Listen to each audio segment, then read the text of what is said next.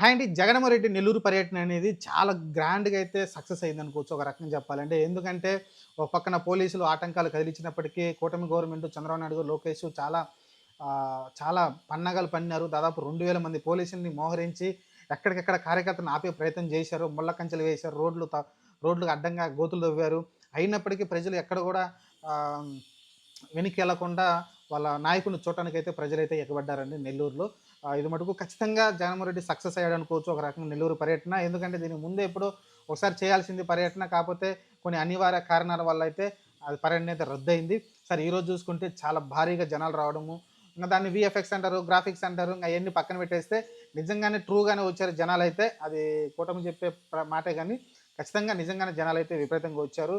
ఎక్కడ కూడా నాయకుల్లో, కార్యకర్తల్లో ఒక తెగింపొచ్చింది. ఆ తెగింపు జగన్మోహన్ రెడ్డి చూపించాడు. దానికి తగ్గట్టుగా వీళ్ళైతే ప్రజల్లో కూడా అదే కనిపిస్తా వచ్చింది. వాళ్ళ నాయకులు, కార్యకర్తలైతే ఏదైతే కాకాని గోవర్ధన్ రెడ్డిని పరామర్శించడానికి ఆయన వచ్చారో దాని గురించి ఆయనైతే వచ్చారు. వచ్చిన తర్వాత ఆయన పరామర్శించారు.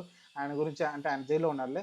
ఆహ్, ఆయన కూతురిని కలిసారు. కూతురిని కలిసి అన్ని ప్రసన్న కుమార్ రెడ్డిని ఆయనకి ఏదైతే గాయమైందో దాని గురించి పరామర్శించారు అంతా. పోలీసుల తోపులాటలో ఆయనకైతే గాయమవ్వడం చూసాం ప్రసన్న కుమార్ రెడ్డిని.